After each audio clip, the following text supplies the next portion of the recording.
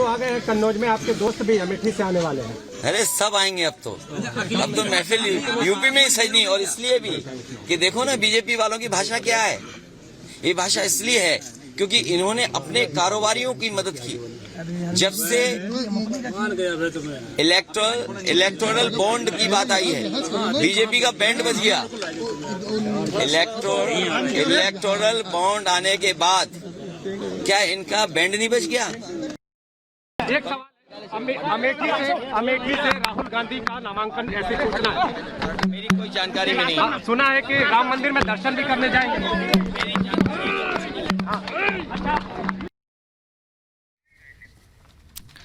तो अखिलेश यादव को आप सुन रहे हैं, उनसे ये भी सवाल पूछा गया कि खबरें तो ऐसी भी हैं कि राहुल गांधी अगर अमेठी से चुनाव लड़ते हैं तो उसके पहले अयोध्या जाके भगवान राम के दर्शन भी कर सकते हैं, जिस पर बहुत ज्यादा खुलकर नहीं बोले अखिलेश यादव। लेकिन हाँ, जब सवाल अमेठी से चुनाव लड़ने को किया गया राहुल गांधी के, तो उन्होंने साफ कहा कि अब सब उत्तर प्रदेश में आएंगे और उत्तर प्रदेश में अब महफिल जमेगी। भारतीय जनता पार्टी पर भी निशाना साधा उन्होंने। इलेक्टोरल बॉन्ड से लेकर कई मुद्दे उन्होंने मीडिया के सामने उठाए और तमाम बातें कही।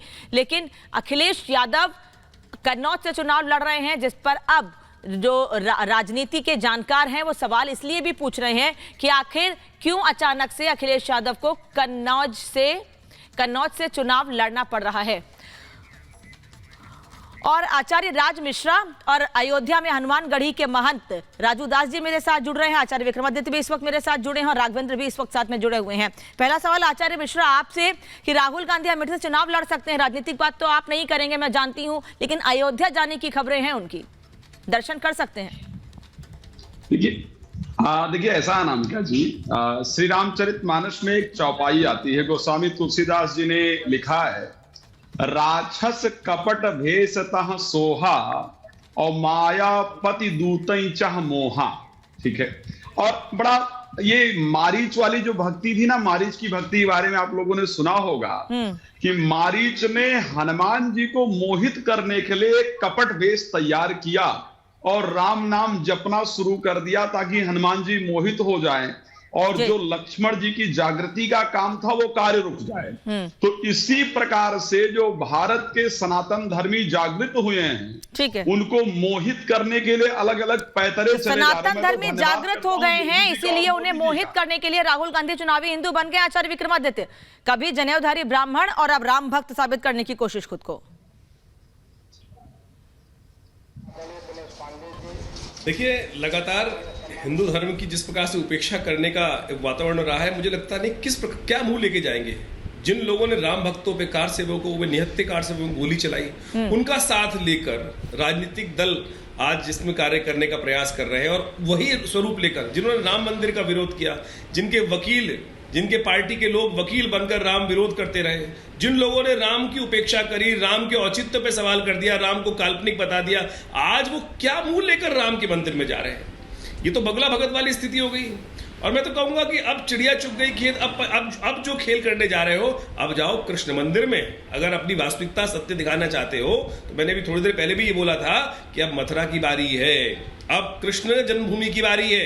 अगर वास्तविक तौर पर अभी भी अपने पाप धोना चाहते हैं तो जाएं कृष्ण मंदिर में जाकर देवड़ी पूजन करें, वहां जाकर अपनी भक्ति दिखाने का प्रयास करें, तब तो जाकर कोई समझ सकता है। लेकिन जिस प्रकार की एक टेम्पल रन पहले चल चुका है और वही टेम्पल रन अब चलाने का प्रयास कर रहे हैं, जिनकी पूरे लगातार पिछले 70 सालों से आजादी के बाद जो कार्य आजादी के दिन हो जाना चाहिए था, जिनके परिवार ने सौराष्ट्र में सोमनाथ के मंदिर पर विघ्न डालने का प्रयास किया, राम मंदिर को, रामलला को इतने साल तक टाट में रखा, एक वस्त्र बदलने के लिए यानी कितनी पापड़ बेलने। आचार्य वापस लौट रहे हैं आपके पास, आप लोग बने रहिए।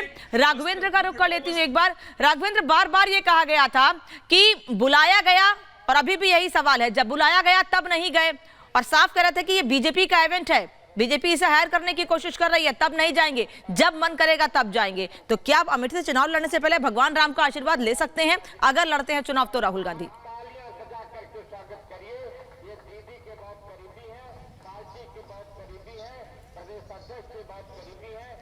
राघवेंद्र, आप तक आवाज पहुंच रही है मेरी? जी, फिर से आवाज। हाँ, अब हाँ, सवाल करिए एक बार। राघवेंद्र, राहुल गांधी या उनकी पार्टी बार बार ये कह रहे थे, या गठबंधन के नेता, कि ये बीजेपी का इवेंट है, जब प्राण प्रतिष्ठा में बुलाया गया बोले तब नहीं जाएंगे, और अब जा रहे कि कोई तैयारी है। ये खबरें मिल रही हैं कि अगर चुनाव लड़ेंगे अमेठी से तो पहले रामलला के दर्शन करेंगे, फिर नामांकन कर सकते हैं। बिल्कुल, देखिए यहाँ पर अमेठी में राजनीति बहुत दूसरी तरह की है। यहाँ पर इंडी गठबंधन का प्रत्याशी नहीं था और यह उम्मीद की जा रही थी कि गांधी परिवार का ही व्यक्ति यहाँ से उम्मीदवार बनेगा, चाहे रायबरेली की बात हो या अमेठी की बात हो। यहाँ पर कांग्रेस की परंपरागत सीट रही है अमेठी से, और जिसका आकलन लोग कर रहे थे वही सूचना इस समय सुनाई दे रही है। वही राजनीतिक गलियारे में वही खबर है कि राहुल गांधी यहाँ पर वायनाड के चुनाव के बाद, यानी 26 को जो वोटिंग होगी उसके बाद वो अमेठी आ सकते हैं। और जिस तरह का माहौल है, प्रधानमंत्री जिस तरह से वार कर रहे हैं कांग्रेस के ऊपर कि विरासत कानून को लेकर एक कौम को खुश करने के लिए कांग्रेस बड़े बड़े दावे अपने ठीक है, और क्योंकि चुनाव नजदीक है और हर बार ये आरोप लगते हैं कांग्रेस पार्टी पर कि इनके नेता चुनावी हिंदू बन जाते हैं, और क्योंकि अब वोटिंग पहले फेज की हो चुकी है, कल दूसरे फेज की होनी है, तो उसके पहले खुद को बड़ा हिंदू बताने के लिए राम मंदिर जाने की तैयारी है। धन्यवाद आचार्य मिश्रा, आचार्य विक्रमादित्य और राघवेंद्र, आपका इस तमाम जानकारी के लिए। और अब बढ़ते आगे, देखते हैं 2 मिनट में भारत की अहम खबरें। समझती हूँ कि मैनपुरी की जनता तैयार है, और जब रिजल्ट आएगा तो आप देखेंगे कि किस तरह मैनपुरी की जनता एक सकारात्मक राजनीति के साथ खड़ी दिखाई देगी।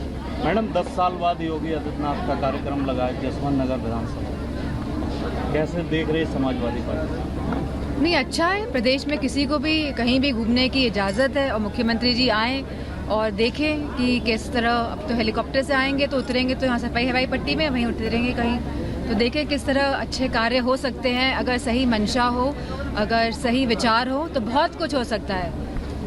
कोई इसमें एंड नहीं है कि आप कितना बेहतर कर सकते हैं इस प्रदेश के लिए, क्योंकि उत्तर प्रदेश सबसे बड़ा प्रदेश है और बहुत ही महत्वपूर्ण प्रदेश है और बहुत ही संभावनाओं का और आशाओं का प्रदेश है, और ये आप सब पूरा कर सकते हैं, लेकिन अच्छा शक्ति होनी बहुत ज़रूरी है।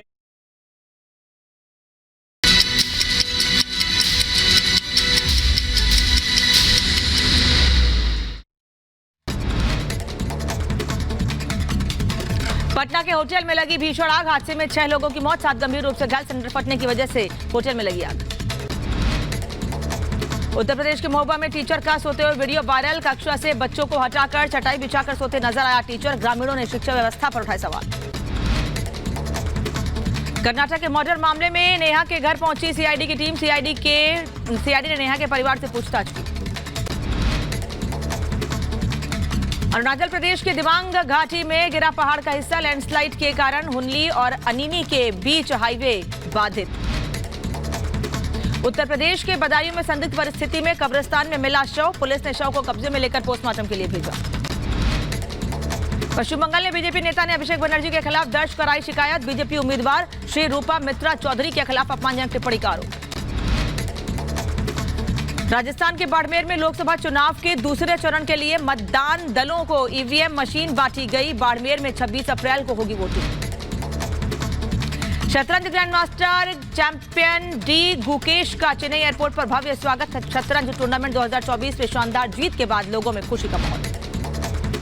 जम्मू कश्मीर के बांदीपुरा में सुरक्षा बलों का सर्च ऑपरेशन, बांदीपुरा के कई गांवों में बड़े पैमाने पर घेराबंदी कर सेना का तलाशी अभियान जारी। मध्य प्रदेश के धार में भोजशाला के सर्वे का 35वां दिन, परिसर में एएसआई की टीम मौजूद, सर्वे का काम जारी। बीएसएफ और पंजाब पुलिस के तारण जिले से बरामद की चीन निर्मित ड्रोन, नशीले पदार्थ की सप्लाई के लिए ड्रोन के इस्तेमाल की आशंका, इलाके में तलाशी अभियान जारी। उत्तर प्रदेश के रायबरेली में सरकारी दवाइयों को जलाने का मामला है सामने, नॉट फॉर सेल लिखी दवाइयां जलाई गई, सूचना मिलने पर पुलिस ने दवाइयों को कब्जे में लिया। मध्य प्रदेश के कटनी में चेन स्नैचिंग की घटना से हड़कंप, महिला से बाइक सवार बदमाश ने चेन छीनने का प्रयास किया, घटना से सीसीटीवी में कैद।